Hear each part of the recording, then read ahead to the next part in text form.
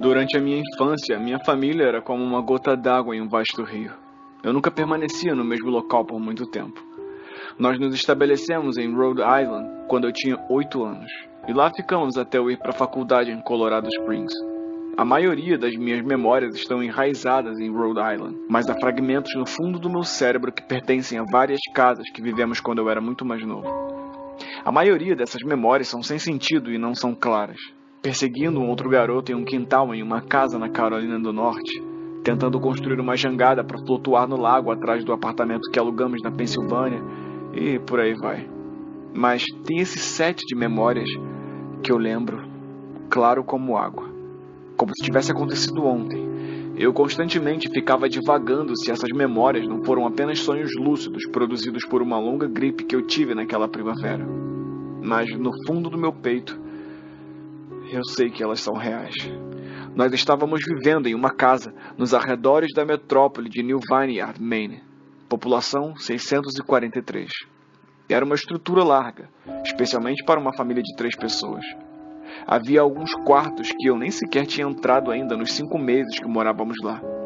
De certa forma, era desperdício de espaço, mas era a única casa disponível no mercado naquela época. Pelo menos era a 1 hora de distância do trabalho do meu pai. No dia depois do meu 5º aniversário, com a presença só de meus pais, eu fiquei com febre. O médico disse que eu tinha mononucleose, o que significava nada de brincadeiras pesadas e mais febre por pelo menos 3 semanas. Foi uma época horrível para ficar de cama. Estávamos em processo de empacotamento de nossas coisas para nos mudar para a Pensilvânia, e a maioria das coisas já estavam empacotadas em caixas, deixando meu quarto vazio e desconfortável. A minha mãe me trazia refrigerante e livros várias vezes por dia, e essas coisas tiveram a função de ser minha forma de entretenimento pelas próximas semanas. O tédio vinha toda vez me atormentar, esperando os momentos certos para me atingir e só piorar a minha situação. Eu não me lembro exatamente como eu conheci o Sr. Boca Larga. Eu acho que foi tipo 1 semana depois de eu ter sido diagnosticado com a mono. A minha primeira memória da pequena criatura foi perguntar para ele se ele tinha um nome. E ele me disse para chamá-lo de Sr. Boca Larga, porque a sua boca era larga. De fato, tudo nele era largo em comparação ao corpo. A cabeça, os olhos, as orelhas pontudas, mas a sua boca era de longe a mais larga. Você parece um Furby, eu disse enquanto ele olhava um dos meus livros. O Sr. Boca Larga me deu um olhar curioso. Furby? O que é um Furby? Ele perguntou. Eu encolhi os ombros. Você sabe, o brinquedo. Um pequeno robô com grandes orelhas. Você podia criá-lo e dar comida como um bichinho de estimação de verdade. Ah! O Sr. Boca Larga resmungou. Você não precisa de uma coisa dessas. Eles não são a mesma coisa que ter amigos de verdade. Eu lembro do Sr. Boca Larga desaparecendo todas as vezes que a minha mãe vinha nos dar uma olhada. Eu me escondi embaixo da sua cama. Ele explicou posteriormente. Eu não quero que seus pais me vejam porque eu estou com medo que eles não deixem a gente brincar juntos de novo. Não fizemos muitas coisas nestes primeiros dias. O Sr. Boca Larga apenas olhava meus livros, fascinado pelas histórias e figuras que eles continham. Na 3ª ou 4ª manhã depois de conhecê-lo, ele me saudou com um largo sorriso no rosto. Eu tenho um novo jogo que podemos jogar, ele disse. Temos que esperar até depois que a sua mãe vier te ver, porque ela não pode nos ver jogar. É um jogo secreto. Depois que a minha mãe me entregou mais livros e refrigerante, o Sr. Boca Larga pulou de debaixo da cama e puxou a minha mão. Nós temos que ir no quarto, no final do corredor, ele disse. Eu protestei de início, pois os meus pais tinham me proibido de sair da cama sem a permissão deles. Mas o Sr. Boca Larga persistiu até eu ceder. O quarto em questão não tinha móveis ou papel de parede. Seu único traço característico era a janela em frente à porta. O Sr. Boca Larga disparou pelo quarto e abriu a janela com um puxão firme. Então, ele me chamou para olhar o chão lá para baixo. Nós estávamos no 2º andar da casa, mas era sobre uma colina, e por esse ângulo a queda foi mais longa do que o esperado devido à inclinação. Eu gosto de brincar de fingir aqui em cima. O Sr. Boca Larga explicou. Eu finjo que tem um grande e fofo trampolim embaixo da janela. Se você fingir bem forte, você quica de volta pra cima bem alto. Eu quero que você tente. Eu era um menino de 5 anos de idade e febril. Então apenas um pouquinho de ceticismo passou pela minha mente enquanto eu olhava para baixo e considerava a possibilidade. É uma queda longa, eu disse. Mas isso é tudo parte da diversão.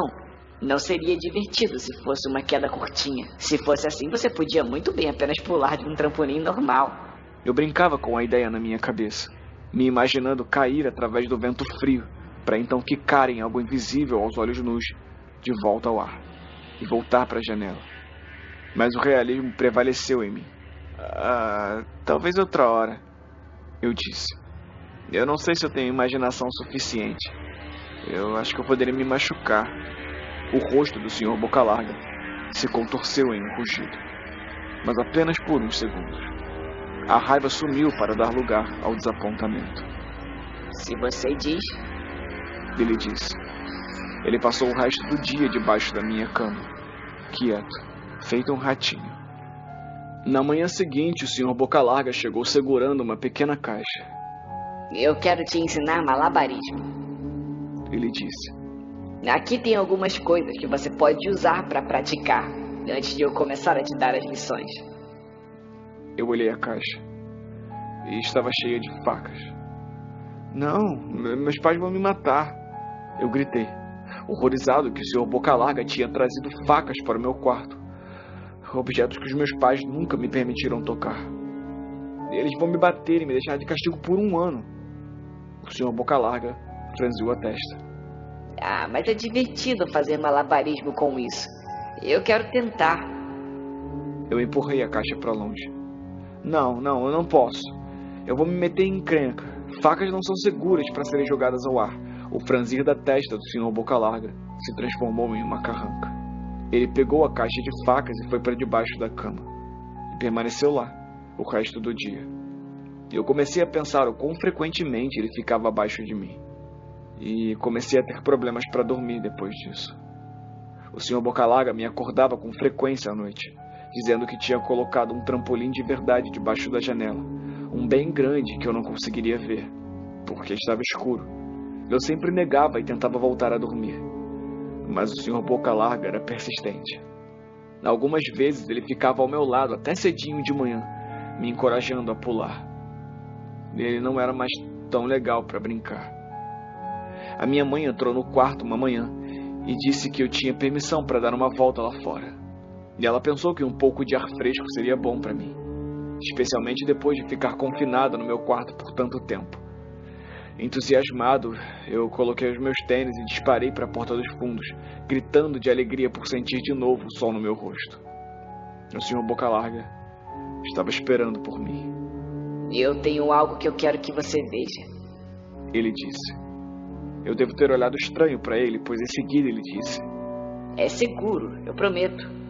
Eu segui ele até o começo de uma trilha estreita que adentrava a floresta atrás da casa. Esse é um caminho importante, ele explicou. Eu tenho muitos amigos da sua idade. Quando eles estão prontos, eu os levo para dentro dessa trilha, para um lugar especial. Você não está pronto ainda, mas um dia eu espero que esteja. Eu voltei para casa, me perguntando que tipo de lugar aquela trilha poderia levar. 2 semanas depois de conhecer o Sr. Boca Larga, a última demanda das nossas coisas estavam sendo colocadas em um caminhão de mudança. Eu estaria dentro da cabine daquele caminhão, sentado perto do meu pai pela longa viagem para a Pensilvânia. Eu considerei falar para o Sr. Boca Larga que eu estava indo embora, mas mesmo aos 5 anos de idade, eu estava começando a suspeitar que talvez a criatura tinha intenções não muito boas, considerando as coisas que ele tinha dito anteriormente. Por essa razão, eu decidi manter a partida em segredo. Meu pai e eu estávamos no caminhão às 4 da manhã, e ele esperava chegar na Pensilvânia lá pela hora do almoço do dia seguinte, com a ajuda de uma carga infinita de cafés e 6 pacotes de bebidas energéticas. Ele parecia mais como um homem que ia correr uma maratona do que iria passar o dia todo sentado em um carro. E aí, cedo o suficiente para você? Ele perguntou. Eu acenei e encostei minha cabeça contra o vidro, esperando dormir por algumas horas antes de o sol nascer. Eu senti a mão do meu pai no meu ombro. Essa é a última mudança, filho. Eu prometo. Eu sei que tem sido difícil para você, por estar tão doente. Assim que o papai for promovido, nós podemos sossegar e você pode fazer amigos. Eu abri meus olhos assim que o carro começou a se mover. Eu vi a silhueta do Sr. Boca Larga na janela do meu quarto. Ele permaneceu de pé, sem emoção nenhuma no rosto, até que o caminhão pegasse a estrada principal. Ele acenou com a mãozinha pequena, com uma faca na mão. Eu não acenei de volta. Anos depois, eu retornei para New Vineyard. O pedaço de terra que antes tinha minha casa estava vazio, exceto pelas fundações, pois a casa tinha queimado uns anos depois que a minha família se mudou. Por curiosidade, eu segui a trilha estreita que o Sr. Boca Larga tinha me mostrado. Parte de mim esperava que ele pulasse de trás de uma árvore me dando um puta susto, mas eu sentia que o Sr. Boca Larga tinha ido embora. De alguma forma, ele tinha ido com a casa, que já não existia mais. A trilha terminava no cemitério memorial de New Vineyard, e eu notei que a maioria dos túmulos pertenciam às crianças.